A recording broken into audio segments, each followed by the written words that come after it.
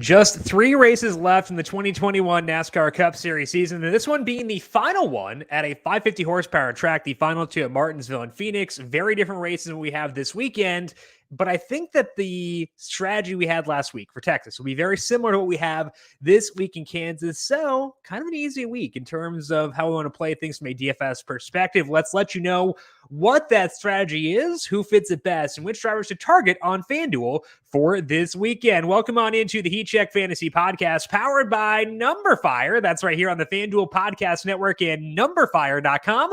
My name is Jim Sonis. I am a senior writer and analyst for Numberfire.com, here to preview Sunday's Hollywood Casino 400 in Kansas from a DFS perspective.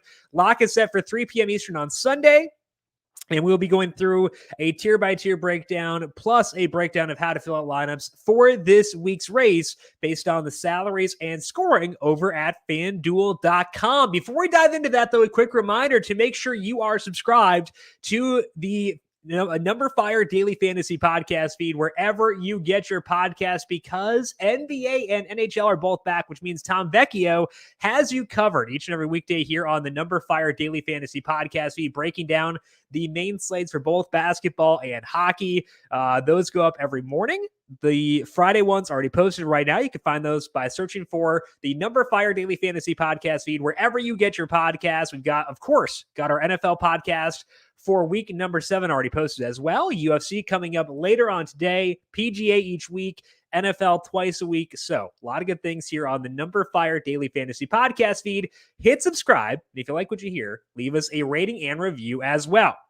Hey, football fans, FanDuel is giving you the chance to bet on week 7 of the NFL season by placing a risk-free same-game parlay. All you have to do is go to sportsbook.fanduel.com or download the FanDuel Sportsbook app, place a 3+ leg same-game parlay on any week 7 NFL game. If your bet loses, get a refund and site credit. Max refund is $10. Bet on week 7 of the NFL season with FanDuel by heading over to FanDuel Sportsbook today and placing a risk-free NFL same-game parlay. Must be 21 plus and present in Arizona, Colorado, Connecticut, Iowa, Illinois, Indiana, Michigan, New Jersey, Pennsylvania, Tennessee, Virginia, or West Virginia. Refund issued as non-withdrawable site credit that expires in 7 days. Max refund $10. Restrictions apply. See terms at sportsbook.fanduel.com. Same game parlay available for multiple sports in all states on mobile and web. Gambling problem? Call 1-800-GAMBLER. Visit FanDuel.com/RG. Connecticut, call 888-789-7777 or visit ccpg.org/chat. In Indiana, 1-800-9-WITH-IT. For confidential help in Michigan, 1-800-270-7117. In Tennessee, call the Red Line at 1-800-889-9789. In West Virginia, 1-800-GAMBLER.net. Or in Arizona, call 1-800-NEXT-STEP or text NEXT STEP to 53342. Let's get into the track breakdown here for Kansas, and it's going to feel pretty similar to last week, despite some key differences. It is a shorter race, and that's the main key difference here between the two tracks. The race on Sunday is only 267 laps. That gives us 6.7 fewer FanDuel points for laps led, which could lead to a more back-centric approach in theory, but that's not really the case because it's still 26.7 FanDuel points for laps led, which is quite a bit. And the fast drivers are out front. So if you want lap leaders, you need a front-centric approach, which is what we had going into last week. And that did pay off at this track last year because it was a similar setup. There was no qualifying. So the 8 playoff drivers were at the front of the field. 2 of those playoff drivers were in the perfect lineup, and both of them started within the top 4 spots. The first 2 rows gave you 2 of the 5 drivers in the perfect FanDuel lineup. So the 2 playoff driver approach worked there, and that was how we broadly wanted to play things last week. That's the baseline for this week too, with a slight caveat. And I'm going to phrase it as 2 playoff drivers or William Byron being one of those guys in there. Byron is not in the playoffs, but he's going to be fast this week. He ranks 4th in my model's projected average running position for this week.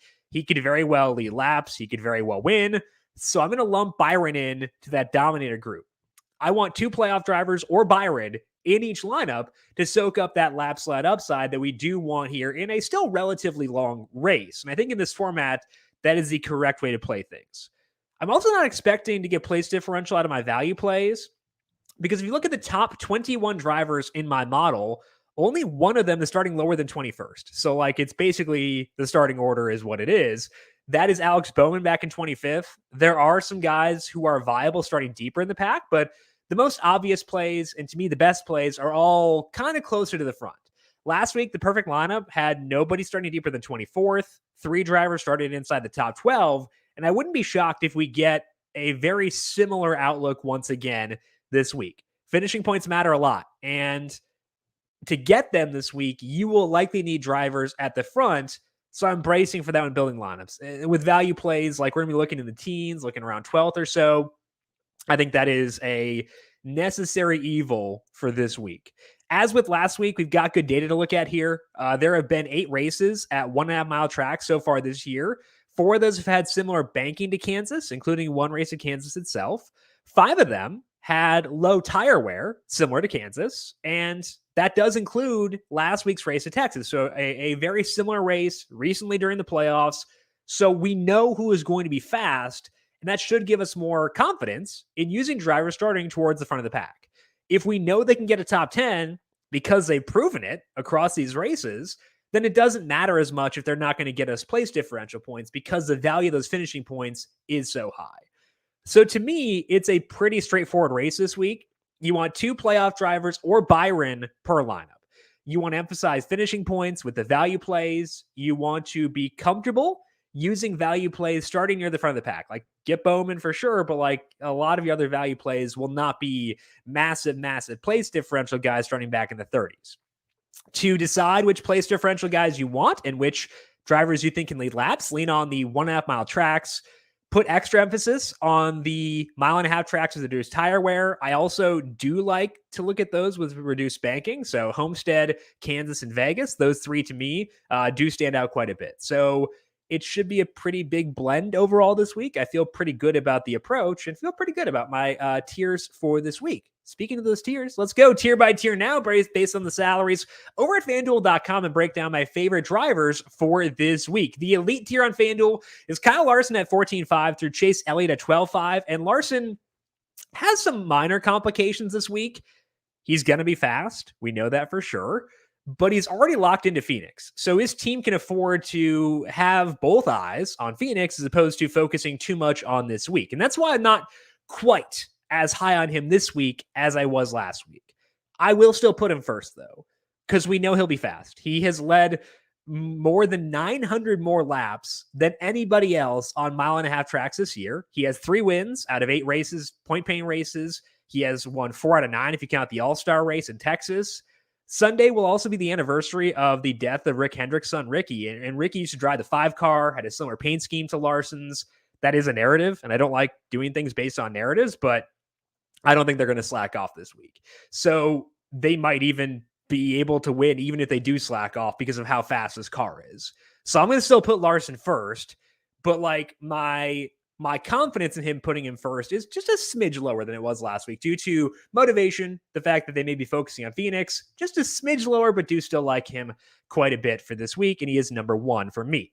I'll put Denny Hamlin second ahead of Kyle Busch and Chase Elliott. Hamlin seems to excel most at these 1.5 mile tracks with lower banking. I know Busch won in Kansas earlier on this year, but Hamlin won in Las Vegas, which was during the playoffs. He led 137 laps there. It seems like all the JGR cars missed the setup last week, but long-term, I do trust that organization, even at these tracks. So to me, this tier is Larson first all by himself. Then that second tier is the other 3 guys. Hamlin will be second for me, Kyle Busch third, and Chase Elliott will be fourth.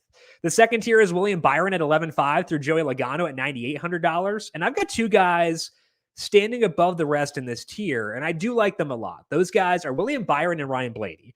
Byron, we talked about him before in the strategy discussion. He ranks 4th in my model's projected average running position. His car was at least on par with Larson's last week. Like, might have been a tiny bit faster, just couldn't quite make the pass there. The win for Byron this year came in Homestead, which has similar banking to Kansas. Not the same tire fall off, but similar banking. So I like Byron a lot. You can get him at 12-1 over at FanDuel Sportsbook. My betting guy going up right now, and it has Byron in there. I think that 12-1, a good number on him, and I think he has a legit shot to outrun the playoff drivers here. So that's why he is the exception for this week. As far as Blaney, there are 2 things going for him. The first one is that he's in the playoffs, and I do value that quite a bit, but he's also tremendous at Kansas specifically. Blaney had 3 top 5s at this track back when he was with the Wood brothers. And they're basically a Penske team, but like the team around the car is different. So I would still view it as being a tier down. He was awesome with Wood brothers here. He's had a top 8 average running position in 8 of the past 9 races at this track. And that was when he was crazy young. I think he is a legit threat to win, similar to Byron. I just like Byron's speed a bit more recently. So I will put Byron first in this tier, but I'll put Blaney second. I don't think Blaney will be as popular as Byron this week. So kind of don't mind it as a tournament pivot to go with Blaney here. I'll put Brad Keselowski third, Martin Truex Jr. fourth, and Joey Logano fifth. Logano had more speed than I thought he would in Texas, but I'm still a bit wary of him on this track type. Keselowski, I had written off a long time ago because of the team transition. I think he's actually a pretty good bet this week too at 19-1 at FanDuel Sportsbook. I'm coming around. I've tried to lower him in my numbers, but I can't get low enough to see him not being a value for DFS and for betting. So I do like Byron and Blaney a lot, but I'm not opposed to Keselowski at $10,000. I think that's a little bit too low for how well he is still running despite the transition next year. The mid-range is Kevin Harvick at $9,500 through Matty Benedetto at $8,000. And this here is where we find Bowman. He's the one guy who can get us some place differential. He's starting 25th at $9,000, and we can get to that with Larson pretty easily, especially if we have either Byron, Blaney, or Keselowski as our second driver within the lineup. And I'd like to get to Bowman for sure. Bowman nearly got his first career win in Kansas a couple years ago. He does tend to do better at tracks with heavier tire fall off, and Kansas isn't that, but we did see Bowman finish 5th at Charlotte, which is a similar track in terms of tire wear. So I'm on Bowman this week. I like him most for cash games. I think that he's a must in cash games, but for tournaments, there may be a pivot, specifically Tyler Reddick. I think that he's a good pivot here for tournaments. He's starting 12th, so less place differential upside for Reddick, but he has been on a rocket ship recently. Reddick has had a top 10 average running position and a top 10 finish in 5 straight races at the mile-and-a-half tracks. He hasn't turned those into top-end finishes, but if you get a 6th place finish for $9,200 starting in 12th, that'll go a long way.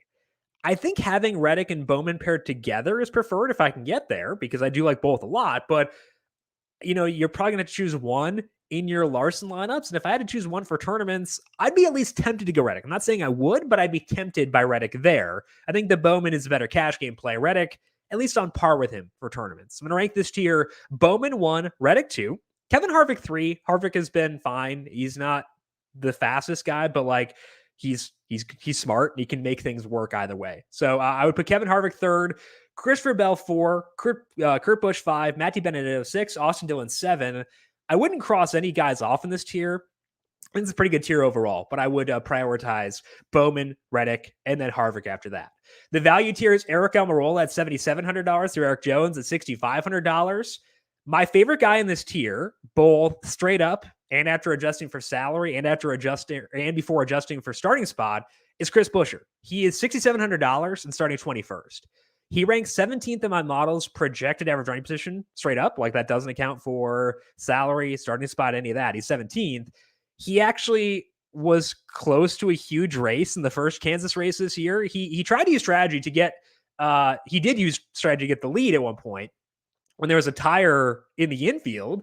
NASCAR didn't throw a caution though, and it kind of hung Buescher out to dry. It's kind of rough hang for them, but Buescher did still rebound, and he finished 8th, which was pretty incredible, honestly. He was also 8th at Charlotte, another low tire wear track. So Buescher will be in my cash game lineup. I can tell you that right now, and I'll be heavy on him for tournaments too. I think he is a rock star level play for this week. After Buescher, this tier is pretty thin. Thins out pretty fast. Daniel Suarez keeps finishing well, but doesn't have the best speed yet. Similar thing for Eric Jones.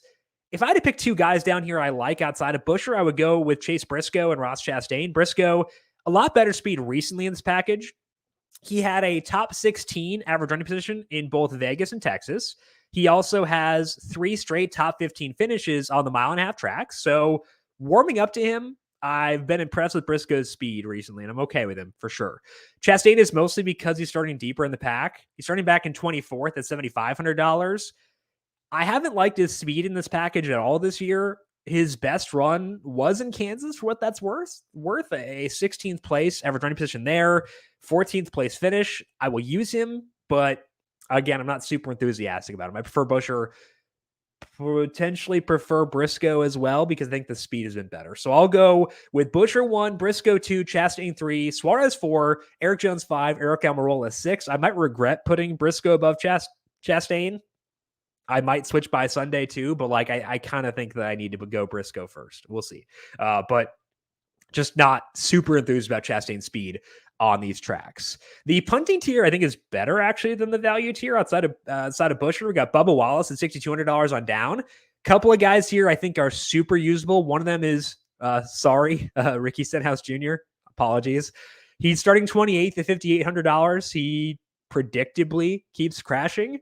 But when he finishes well. And like the odds that he crashes aren't 100%. So, you account for that for sure. But like if he finishes, it'll probably be a pretty good finish. He has 4 top 13 finishes at the mile-and-a-half tracks this year across 8 races, which is more than you can expect out of someone at $5,800. So, put a lid on the exposure to safeguard yourself in case he does what he does. But I think he's still worth it. I will keep beating my head against this wall and seeing what happens. I also do not mind Bubba Wallace at $6,200. He's starting 27th. He was in the same crash as Stenhouse last week, which is very painful for me because I had both on a good number of lineups. But Bubba's had some speed on this track type, so I will go to him as well.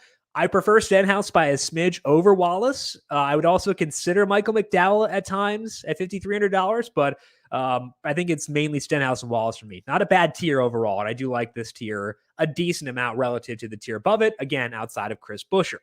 Let's finish up here with the picks to win for this week. Last week went well. The win picks were Larson and Byron. Both those guys ran up front all day, finished 1-2. So high standards. I have a hard time pivoting off Larson, and it's just picking straight up, so I'll go Kyle Larson. I know it's boring, but like he's at 28% to win in my simulations. Who am I to say no? So Kyle Larson, the win pick above 10,000. Below, I'm going to go Tyler Reddick. I love the speed that he's had. I think that if one guy is going to like burst up and get a win from down there, I think that Reddick is the most likely. He's just been so good on this track type recently. Kansas has some overlap with Homestead based on the banking of those two tracks. So to me, I think that he does grade out pretty well. So again, the win picks for this week, Larson and Reddick above and below $10,000. That is all that we have here for today on the Heat Check Fantasy Podcast. As mentioned, make sure you check out all the other good stuff here on the Number Fire Daily Fantasy Podcast feed. Week 7 NFL preview, NBA, NHL via Tom Vecchio, UFC via Austin Swain, PGA once again next week. Lots of good stuff. Hit subscribe, and while you're there, leave us a rating and review as well. If you've got questions for me, I am on Twitter at Jim Sannes, JimSannes. You can also follow the FanDuel Podcast Network at FanDuel Podcast. Big thank you to everyone for tuning in for today. Good luck to you with your DFS lineups or in your bets. And we'll talk to you once again next week from Martinsville, the second to last race of the year. This has been the Heat Check Fantasy Podcast powered by Number Fire.